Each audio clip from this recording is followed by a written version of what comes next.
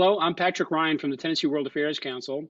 I'm pleased to host another episode of the Japan American Society of Tennessee special project on the impact of Japanese business in Tennessee. Today, we're pleased to talk with Terri Messer in Jackson, Tennessee.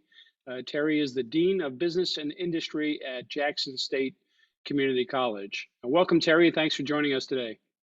Well, thank you. I'm pleased to be here. Well, we're scanning the state to talk to community leaders and political leaders and corporate leaders and economic development folks, and have gotten a wide variety of perspectives of the overall investment by Japanese businesses in the state. And today, I believe you're going to share with us a specific example of how a Japanese business in your community has made an impact. First, let's start out a little bit learning a bit more about you and your position there at Jackson State Community College. So tell us something about yourself, Terri. Hi, well, thank you. Again, I'm Terri Messer. I'm the Dean of Business and Industry and Associate Professor of Economics here at Jackson State Community College. Jackson State is located in rural West Tennessee in between Nashville and Memphis. Community college that services a 14-county rural service area from river to river, as we call it. Jackson State offers over 50 degree programs, both for the career ready programs, come here for a couple of years, get your skill set, go straight to the workforce, and those programs that would get you the first 2 years of a 4-year bachelor degree. So there's different branches here available. I've been at Jackson State for over 20 years, serving as in an administrative role for 12 of those. The first ones were just as a faculty member, but this is my second career. I came to higher education from the private sector, from the manufacturing sector. I started my career a few years ago as in manufacturing. I have that background. Went from everything from a literal production worker at Narandle, which is an aluminum smelting company in Huntington while I was going to college, and ended my career as a plant manager at Dura Automotive and everything in the in-between with that. So this transition over to higher education, I was able to continue to work with our business community and particularly our manufacturing sector as I became dean with this area. And what I watch after now are all of the credit, non-credit, transfer and career programs for business, our engineering systems technology, which is our manufacturing type programs, Small Business Development Center, Perkins, and several other areas that are directly business related. So with that, I have had the privilege of working with so many of our manufacturers to make sure that we as the college are providing them the worker that they need for tomorrow and for the expansion that our local and regional economy needs. Well, an impressive background and well suited to combine the practical professional experience with your academic credentials. I'm sure that Jackson State Community College is fortunate to have you in position as dean there. What we wanted to talk about today was what's known as the Advanced Maintenance Technician Co-op. Why don't you tell us what that is all about and what Jackson State Community College's role is in that co-op? Okay, I will. I guess I'll start back at the beginning on how this even launched. What we realized is when I took over as dean, the directive that I was given from our administration at that time was that we needed to be more involved and make sure that we were providing our business community the exact worker with the skill sets that they needed, that's always the goal, but sometimes that's easier said than done. So my workforce development director and I did a huge research project, if you will, and literally visited all of our manufacturing firms. And what we kept hearing, and again, in our region, I think there's over 60 manufacturing firms. We visited at least 2/3 of those. And what we were trying to do is, what can we do as the college to provide you specifically the manufacturing related employees of the future? Because again, from my background, we know today that today's manufacturing landscape looks nothing like it did 30 years ago. It's not Sure. the dirty, oily, that type thing. So we were trying to, what do we need to do? Well, what we kept hearing over and again is Jackson State has a really good program to provide engineering technicians, maintenance technicians, the skilled trades, that part of it. However, they needed more hands-on experience. Well, we have we're very fortunate. We're in the McWhorter Center here at the Jackson State Community College, a 66,000 square feet facility that has state-of-the-art labs that were state-of-the-art 25 years ago. Okay, and we know that technology didn't hang that. We as a state institution, very difficult to try to stay up with what industry needs, just from a financial part, training part, everything that goes with it. It's just the logistics of it. So with all of that, our thought process was, okay, let's see how open folks would be to an apprenticeship type program. And we pulled everyone together, all of our advisory committees. What do you think? The word apprenticeship wasn't as positively received as we would have liked for it to have been, because we realized we could do the technical training, but we're not going to be able to train on today's FANUC robots that you've got in your facility. I simply can't afford those at this stage. So it all evolved to one of the key managers, two of the key managers, one at Bodine Aluminum, which is now Toyota, and TBDN, which is Toyota Bushoku Denso. Both of these individuals were on our program advisory committee. And one of them came and said, Terri, I'd really like to talk to you about a program that's similar to what you guys are seeing we need, but it's a co-op program. And one of our facilities in Kentucky has launched this really well, doing exactly what you're saying. So that is where the co-op example came from. And we will forever be indebted to the Toyota team who said, you know what, we can make this happen because it's happening at another facility. What this co-op does, the students come to our campus here at Jackson State. They take classes 2 days a week, and they work the other 3 days a week at a paid co-op at one of our consortium partners. The difference between what Toyota was doing in some of their other areas and what happened here is that at all the other Toyotas, which by the way, Jackson was the 7th AMT consortium that was launched, the other 6, all of the student workers, if you'll think of it that way, were all hired by Toyota because they had the huge OEM manufacturers. We don't have that in our area. So in order to make this work, we had to develop a consortium. And pretty much what this meant is that we had to get several of our companies, everything from the folks that have 50 employees to the ones that have, 900 employees.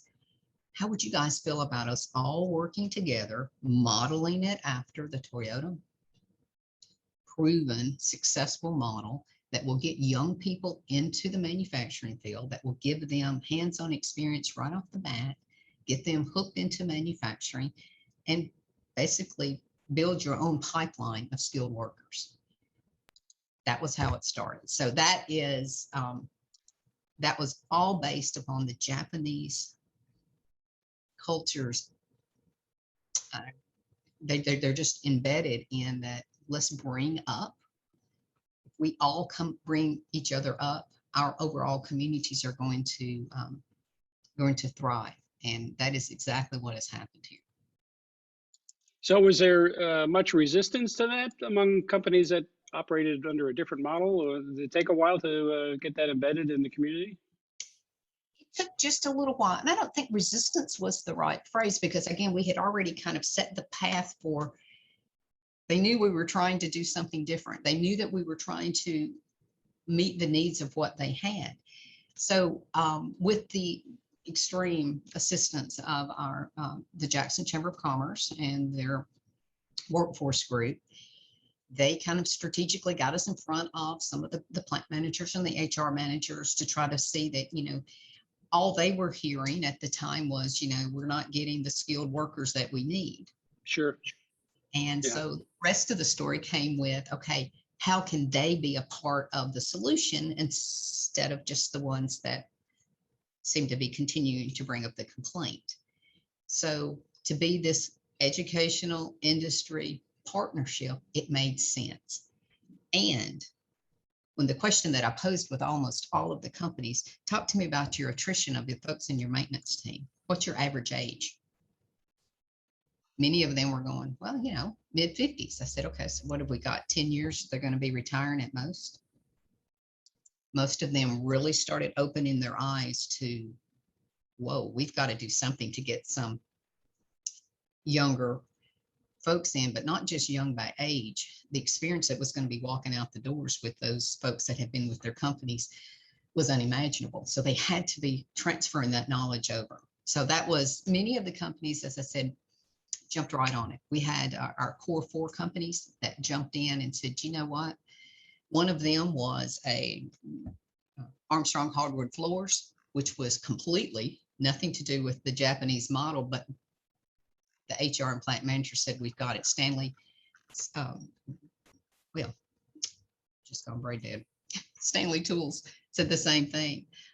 No, this is what we need.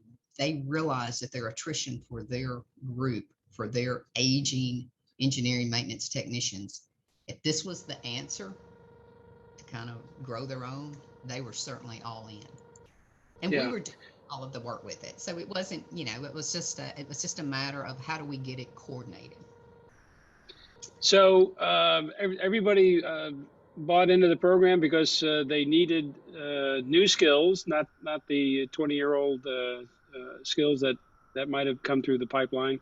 And it was a matter of building the talent pool.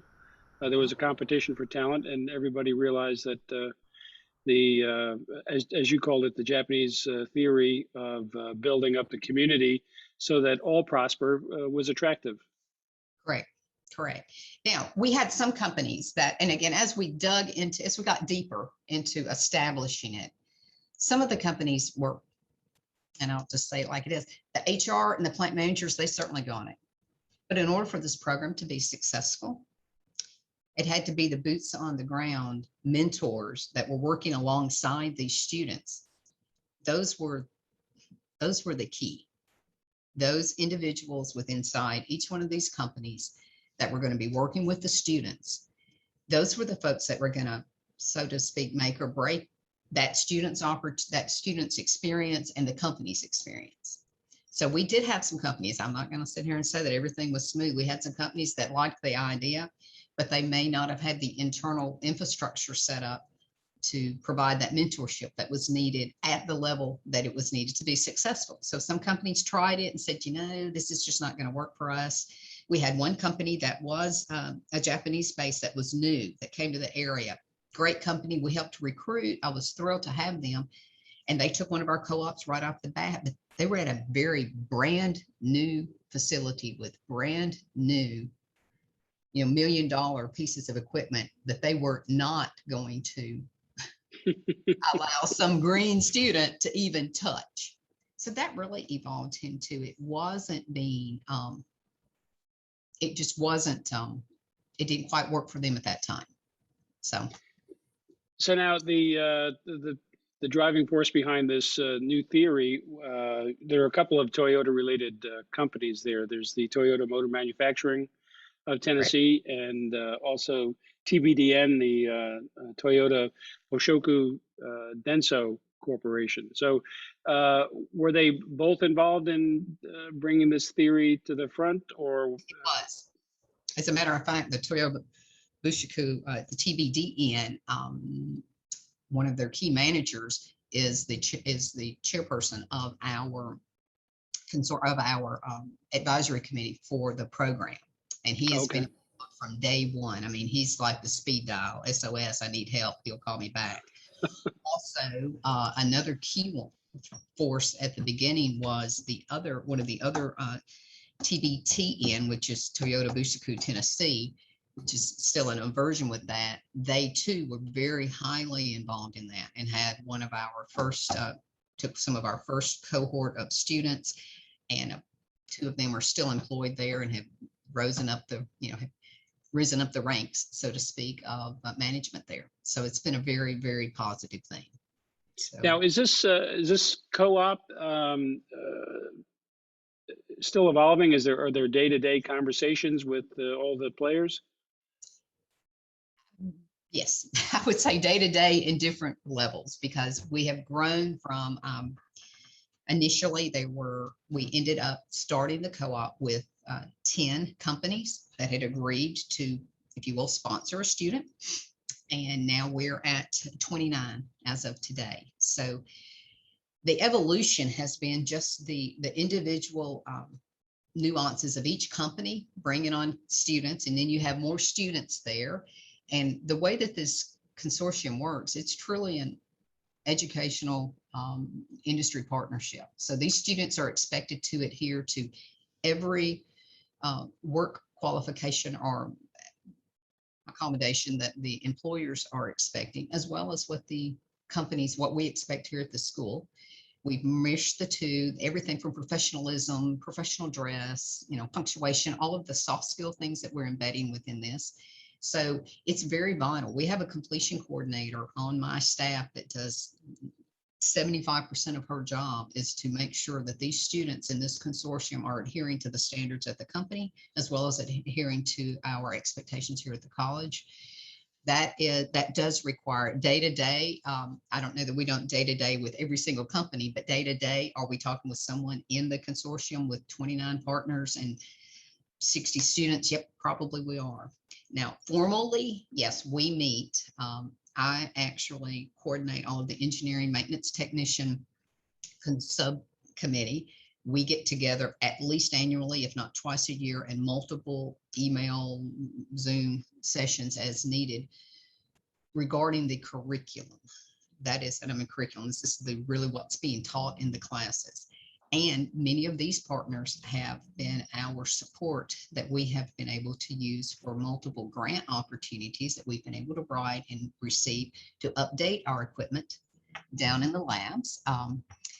Over this same time frame of about the last 7 to 8 years, we have had over $2.2 million worth of new equipment that has been secured and been put in. And again, this is new equipment that will more closely align with what the training that they're needing when they walk out of here being trained on FANUC robots, smaller version, they roll into Toyota manufacturing and they see the exact same robot, only in a much larger scale, but the operations of it are the same. So that is the partner with that. Then also our HR, which is our human resource group, has their own consortium partner subcommittee that meets at least twice to 3 times a year to determine what needs to be changed, what needs to be tweaked, what are they seeing as far as the issues. It's and again, all of these companies are coming together. All of these consortium agree to pay the students the same pay rate. They each get a raise after each successful semester here at Jackson State if they adhere to their safety standards and attendance and our grade expectations. So it's just a lot of, I would have, as an outsider coming from the public sector, I thought, well, we can try this. I'm not sure this will work, or from the private sector, but I'm sitting here watching it. It's very, very rewarding. I'm sorry, Patrick, you're muted. Oh, pardon me. That's a terrific story. It sounds like a win-win all the way around. Tell us a little bit about the students. What kind of numbers are we talking about? And has this impacted your recruiting, the satisfaction of the students to know that they're getting cutting-edge training at Jackson State, and also an opportunity to move into the industrial base there? Okay. Yes, the numbers that we're talking, I'll start with that one. We have about an average of about 70 students rolling through the program at any one time. Not all of them have chosen to be a part of the co-op because many of them are working at elsewhere, and we're a big agricultural group here, so there may not be that many. All of that. We have 29 companies that are currently accepting students and want them. We have about 4 more right now that are interested in joining the consortium. But I had to kind of I kind of pulled back on the recruiting for companies. Getting the companies to join wasn't the issue. Unfortunately, it's still overcoming the manufacturing sector concerned that many of our students influencers, that's what I call them, the parents, the grandparents, whoever they're influencing, they don't want their little Johnny to go into manufacturing because their view of manufacturing was what it was 30 years ago, that it was a dirty, non desirable place to work. Sure. That is the hurdle that I don't care what company you're going to, that's still the hurdle that we're doing when we look at recruiting. The students get it. What they see is, oh, great, I can go to school 2 days a week. I can have a job 3 days a week. I'm going to be making good money, working days at a company alongside a Right. professional. Oh man, I'm going to be able to learn a lot. But they go Right. home. Running a robot is not a shirt factory. It is not. And the skill set that's needed for that are so transferable.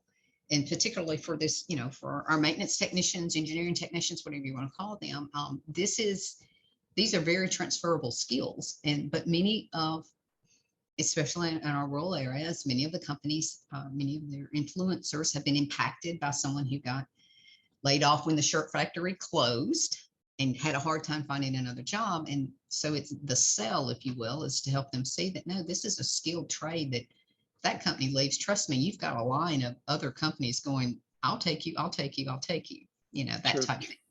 So that has still been, the recruiting has still been an issue because we still need students coming in that are number one, mechanically inclined, that are, you know, that think along those lines, that understand how things are torn apart and put back together. And that's something that they thrive on. That is, and many of those folks are your sharper high school students. So many of the high school counselors are encouraging those folks to go on to perhaps a four-year university, as opposed to looking at this as being a viable career, which is what I have to make sure they understand. You know, this is a huge career opportunity with growth potential, enormous. I've been in manufacturing. My whole family has been our entire career and lived very comfortably. So Yeah. that's the harder part for us. Well, what a great program, and a big hat tip to you and others at Jackson State and the consortium partners. Tell us a little bit how Japanese business investment is viewed in the community. You've got a number of companies there that are Japanese origin companies that have chosen Jackson as a place to invest, and you know, we're long past the hurdle of accepting international investment in general and Japanese investment in particular. But what's the relationship in the community? Do they see that these companies are there to contribute to the community in addition to finding a base of operations? I would say yes. And I think that the first part of what you said is true. As far as the historical context of Japanese companies, I think that generation is kind of past. So what is viewed in our area, I mean, when you look at your top companies here, all of these Japanese are listed right off the bat. Many of the companies, again, the TBDN, TMMTN, the definitely Toyota Manufacturing, Boating, you're going to see that they're at the top of everyone's list with viable companies, as well as all of our other larger employers. They do a lot of community involvement, and again, they're encouraging. They encourage, just like with this consortium, they didn't mind sharing their curriculum. They didn't mind sharing best practices. Look, guys, this is what worked at our Kentucky plant. You think we can make this work here? Now, initially, some people are a little taken aback and going, okay, it's just going to be a Japanese program. And once they get into it, I don't care if you call it 5S or 3S, it's all the same concept of let's use some really good manufacturing principles. So yes, from a community side, they're well integrated in a lot of the organizations. Many of our local community charities they're involved in heavily. You see their names, they're there. They are just a part of the community as if they have been here forever. And many of these companies, I don't have exact numbers, but many of these companies just started, if you will, evolved into the Jackson area on 2000 and up. I want to say, let me break that off. Boating is the one I'm familiar. I think they opened in 2004 or 5. Okay, and the others came along after that. The TBDN has been around longer, maybe in the late 90s. Yep. So Okay, well, Terry, you've really given us a lot of information to understand the impact of the Japanese business investment in the Jackson area and your 14 county area between the rivers. But let's just close with how you would characterize, how would you explain to somebody who was new to the topic what has been the impact in your area from Japanese businesses coming there? the impact from Japanese businesses coming here is to bringing the positive of their business model to the rest of the business community here in our region. And again, what I mean by that is the sharing of their best practices, as I said, the sharing of their time and their energy, um, the sharing of the relationships that they have embedded with their employees. I mean, I have every one of them on speed dial and literally have had to call a couple of times. Hey, I need help with this particular lab equipment. We can't get it working. The TBDN is, by the way, just right up the road here from where we are. Before I look up, 2 of their technicians are here. It wasn't oh, let me do something else. It's okay. One of their partners needed help and they were here. It's just the relationship and how we can build on that. I have just been so impressed, and that is what the overall community sees with the Japanese culture that was brought to our region of West Tennessee via these companies and their administrative and management team. Well, again, a great story, and thanks for sharing your time with us today. We've been talking with Terri Messer, who is the Dean of Business and Industry at Jackson State Community College in Jackson, Tennessee. Terri, thanks so much for your time today. We appreciate you helping us understand the impact of Japanese business investment in Tennessee. Well, you're quite welcome. I appreciate the opportunity, and I wish you all the best of luck. Thank you. This is Patrick Ryan for the Tennessee World Affairs Council. We're pleased to help the Japan American Society of Tennessee with this public awareness initiative to help us all understand what the impact of Japanese businesses has been in the state. You can find more in this series on the JAST YouTube channel and at our website, tnwac.org. Thank you very much for watching, and we look forward to bringing you more programs in this series.